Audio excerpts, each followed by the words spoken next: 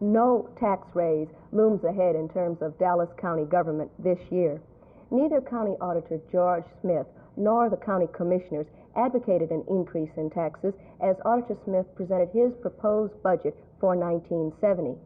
Overall, the budget will be at about $34 million as proposed, $3 million over that of last year. But the added money comes from an increase in property value. The main point of dispute on the budget at this point is how to spend the money available, specifically whether or not to raise the salaries of county employees. Auditor Smith wants a 4 to 7% raise for employees depending on their classification. County Commissioner John Whittington wants to hold the line. I think county personnel should be considered just exactly like a private industry. Private industry, to my knowledge, attempts to pay their employees what's generally being paid within the area that they work in, and I think county employees should be treated the same way. Is this inconsistent, though, with a mood that's obviously reflected by you in your budget and the commissioners in wanting to hold the line on cost and budget? No, it is not inconsistent. What I am suggesting is that we do not put on as many new people as has been requested, but those that we do have, that we pay a comparable pay that's being paid within the local area. Taking all these things into consideration, I think this is a time to hold the level of salaries at their present level, with the idea that other employers, other governmental bodies may do the same thing, and as a result will benefit our own employees by stopping the spiral of the increased cost for everything that they have to purchase. By the time of formal budget approval, January 31st, there may have been some compromise on this point. But even if the raises are granted, it's obvious that the county commissioners are in a mood to tighten up and shape up their spending and operations. This is Teel Salaun at the Dallas County Courthouse.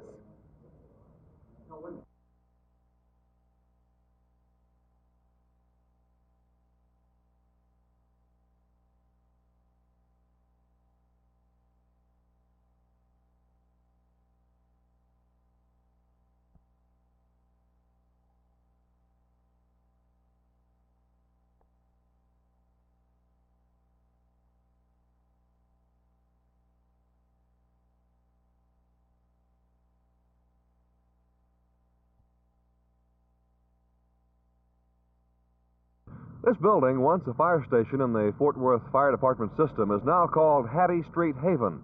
And while it looks very little like what the name implies, it is a place for neighborhood preschoolers to have fun during the hours they might otherwise spend unattended.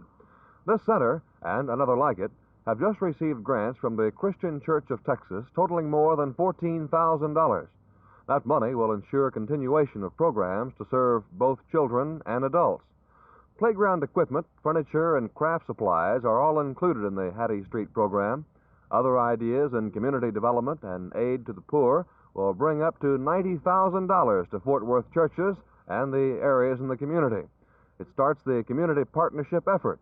That partnership will team the residents of the area and church members in the solving of neighborhood problems. This is Gene Thomas, Channel 8 News in Fort Worth.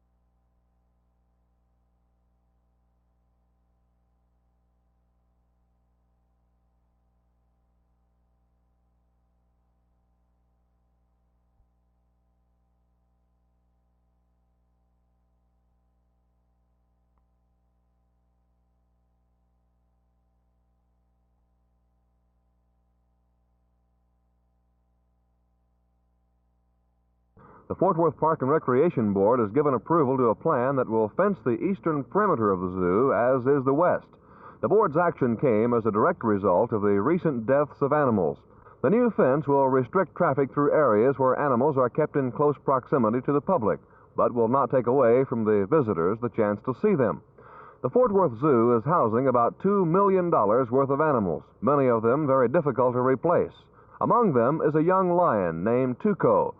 Tuco was brought to the zoo near death from an internal intestinal infection. He had been born at the zoo in Tyler, Texas, and was rushed here for surgery by Fort Worth veterinarian Dr. William Kirksey. Now, Tuco is recovering from the operation and is under treatment for the disease and its after effects. When Tuco regains his health and is ready to take his place in public view, it'll be in a new area of the park, now being constructed.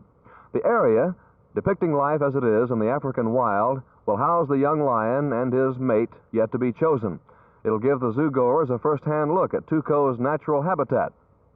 The project, like so many other fine areas of the zoo, costs a lot of money. The animals to be placed there are valuable. The zoo and the Park and Recreation Board hope to place some degree of protection for the exhibits here. Their wish is not to restrict the zoo visitor, but like so many other public areas, the zoo is often the target for vandals and those who must be separated, at least to some degree, from the animals which are placed here for all to enjoy. This is Gene Thomas, Channel 8 News at the Fort Worth Zoo. Never was poetry put to a better use. The literary world is quite fond of a gentleman named James H. Bond. The Southwestern Quarterly, birthed at Arlington, in reflected glory now moves on.